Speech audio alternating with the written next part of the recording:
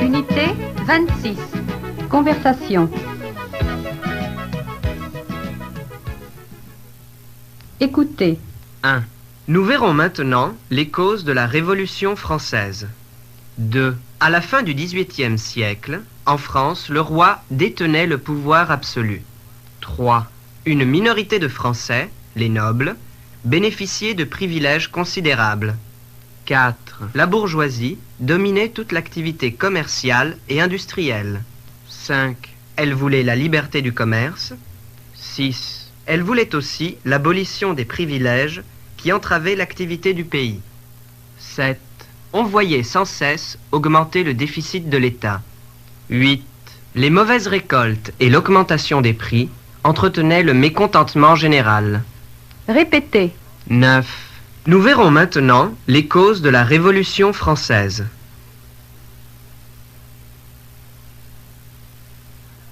10. À la fin du XVIIIe siècle, en France, le roi détenait le pouvoir absolu. 11. Une minorité de Français, les nobles, bénéficiait de privilèges considérables.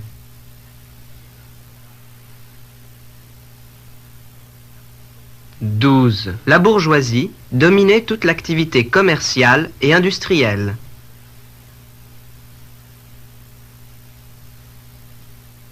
13. Elle voulait la liberté du commerce.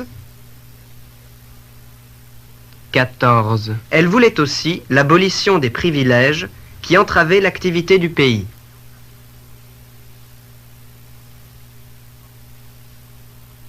15. On voyait sans cesse augmenter le déficit de l'État. 16. Les mauvaises récoltes et l'augmentation des prix entretenaient le mécontentement général.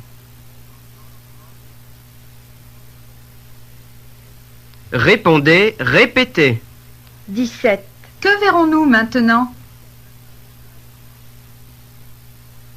18. Nous verrons maintenant les causes de la Révolution française. 19. Qui détenait le pouvoir absolu en France à la fin du XVIIIe siècle? 20. À la fin du XVIIIe siècle, en France, le roi détenait le pouvoir absolu.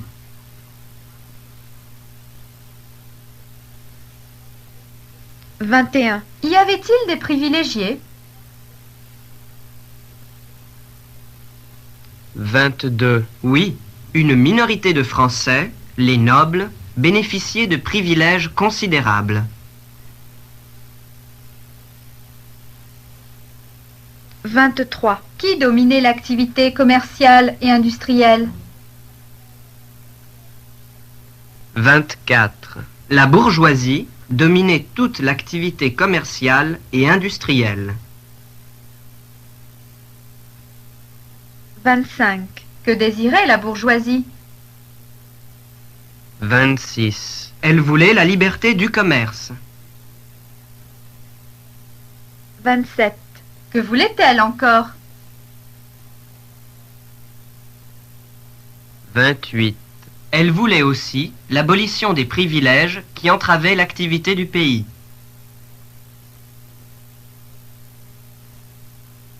29.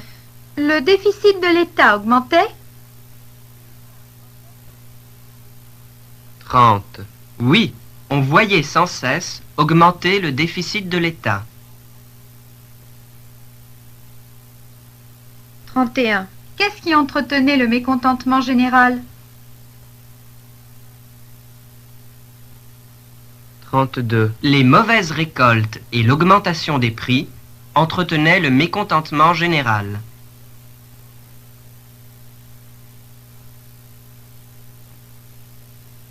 Écoutez. Les idées des philosophes comme Voltaire, Rousseau exerceront une grande influence. Les premiers journaux politiques font leur apparition. Ils apportaient les idées nouvelles. Ils faisaient la critique du despotisme. Ils montraient la nécessité des réformes pour obtenir l'égalité politique. Ce sont ces idées que nous retrouverons dans la Déclaration des droits de l'homme. Répétez. 33. Les idées des philosophes comme Voltaire, Rousseau exerceront une grande influence. 34. Les premiers journaux politiques font leur apparition. 35. Ils apportaient les idées nouvelles. 36. Ils faisaient la critique du despotisme. 37. Ils montraient la nécessité des réformes pour obtenir l'égalité politique.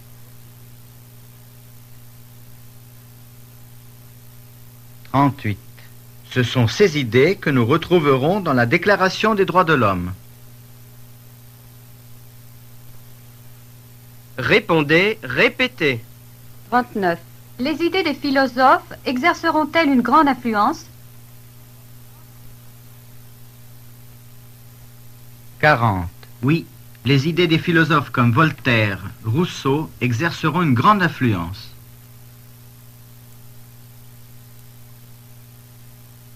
41. Y a-t-il des journaux politiques?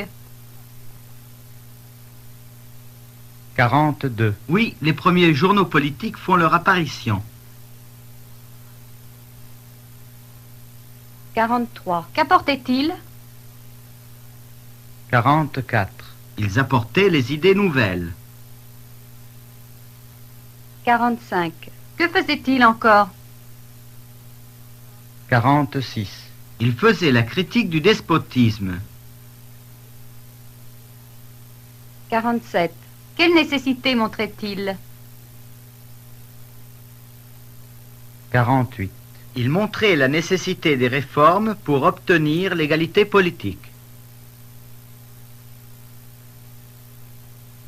49. Où retrouverons-nous ces idées? 50. Ce sont ces idées que nous retrouverons dans la Déclaration des droits de l'homme. Écoutez. En 1789, la Révolution éclatait en France. Le 26 août, l'Assemblée nationale se réunissait. Elle approuvait la Déclaration des droits de l'homme et du citoyen. L'article 1 disait que les hommes naissent et demeurent libres et égaux en droit. L'État devait donc défendre les droits du citoyen.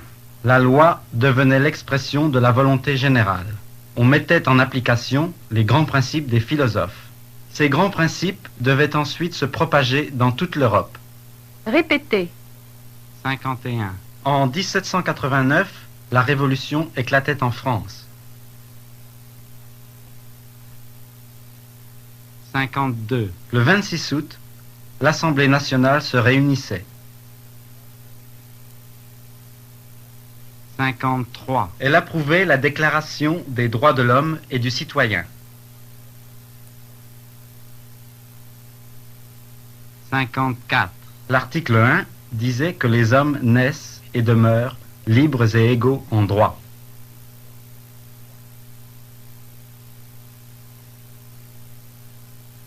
55. L'État devait donc défendre les droits du citoyen. 56. La loi devenait l'expression de la volonté générale. 57. On mettait en application les grands principes des philosophes. 58. Ces grands principes devaient ensuite se propager dans toute l'Europe.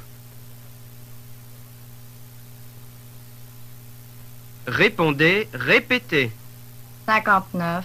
Quand éclatait la Révolution française? 60. En 1789, la Révolution éclatait en France.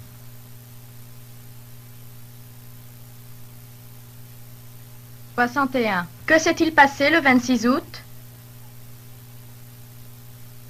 62. Le 26 août, l'Assemblée nationale se réunissait. 63. Qu'approuvait-elle? 64. Elle approuvait la Déclaration des droits de l'homme et du citoyen.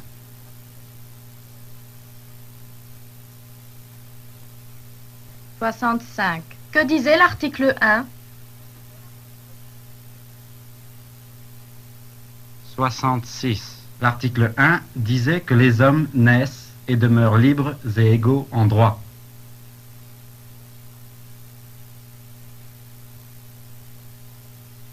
67. Que devait donc faire l'État? 68. L'État devait donc défendre les droits du citoyen. 69. Alors, la loi devenait l'expression de la volonté générale? 70. Oui, la loi devenait l'expression de la volonté générale. 71.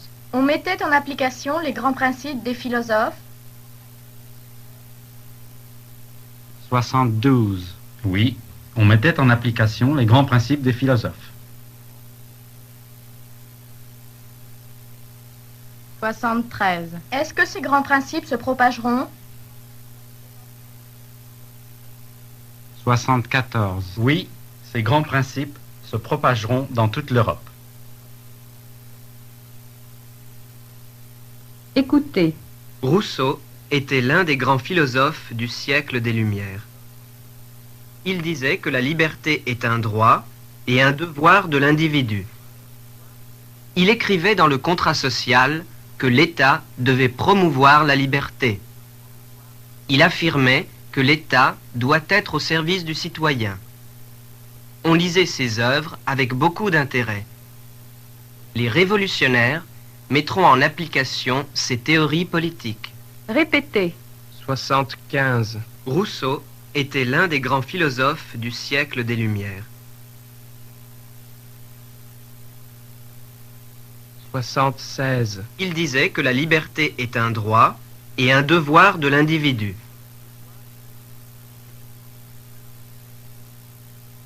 77. Il écrivait dans le contrat social que l'État devait promouvoir la liberté.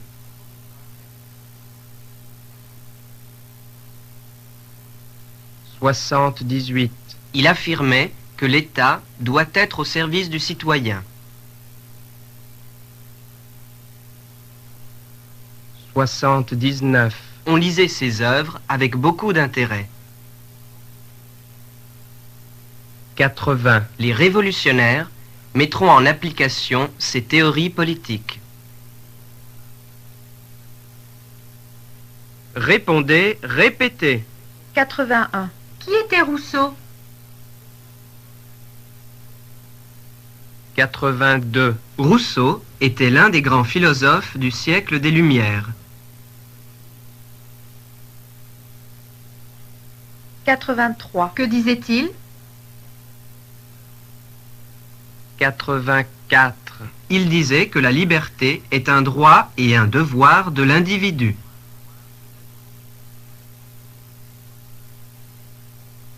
85. Qu'écrivait-il dans le contrat social? 86. Il écrivait dans le contrat social que l'État devait promouvoir la liberté.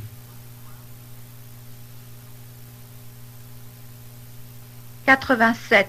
Quel était, selon Rousseau, le rôle de l'État? 88. Il affirmait que l'État doit être au service du citoyen. 89. Lisait-on ses œuvres avec beaucoup d'intérêt?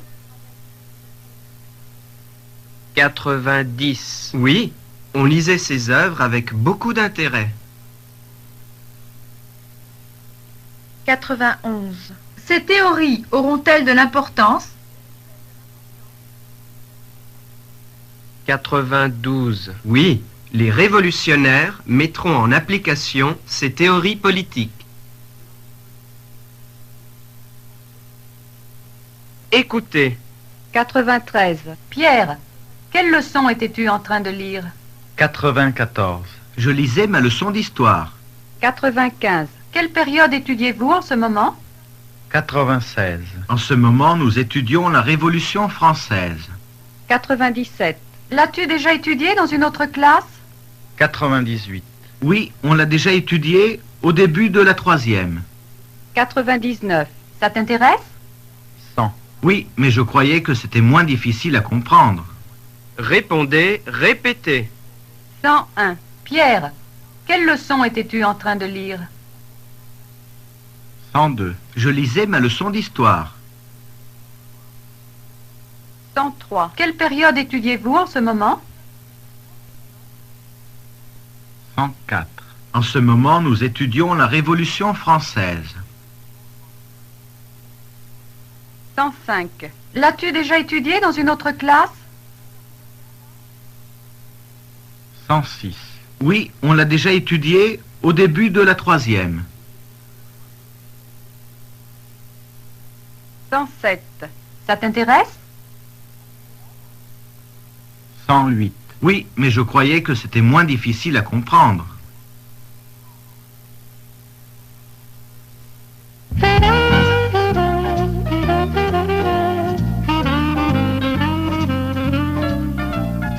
Pris sur le vif.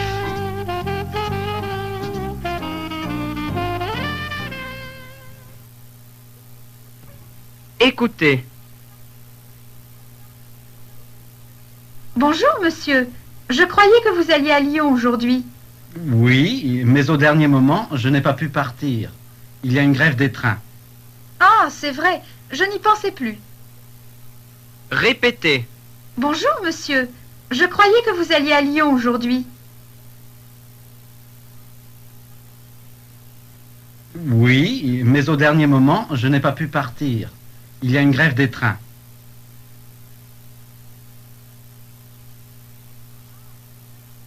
Ah, c'est vrai. Je n'y pensais plus. Écoutez. Salut Michel. Qu'est-ce qui t'arrive? Tu as l'air vachement content. Ah les gars, vous ne me croirez peut-être pas, mais je viens de gagner le gros lot à la loterie nationale. Ça alors? Quel vénard. Répétez. Salut Michel. Qu'est-ce qui t'arrive? Tu as l'air vachement content.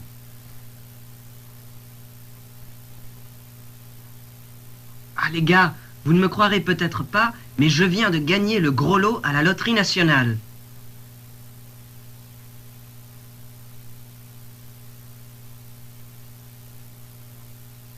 Ça alors? Quel vénard. Écoutez. Croyez-vous que j'irai mieux bientôt? Oui, mais il faudra rester au lit pendant une semaine. Et après? Vous pourrez commencer à sortir un peu tous les jours. Répétez. Croyez-vous que j'irai mieux bientôt? Oui, mais il faudra rester au lit pendant une semaine. Et après? Vous pourrez commencer à sortir un peu tous les jours.